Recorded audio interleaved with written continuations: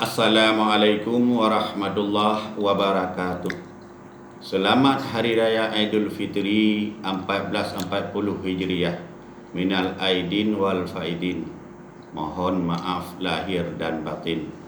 Saya Tunku Haji Ibnu Sa'dan SSI selaku MPU dalam Kecamatan Matangkuli dengan ini mengimbau kepada masyarakat dalam Kabupaten Aceh Utara agar kiranya mendukung proses di Mahkamah Konstitusi dalam menyelesaikan perkara pemilu tahun 2019 dan mengajak seluruh lapisan masyarakat Aceh Utara untuk tidak ikut serta melakukan aksi demo ke Jakarta serta mengajak masyarakat Aceh Utara untuk berbuat kebajikan demi menjaga kedamaian negara kesatuan Republik Indonesia yang kita cintai ini.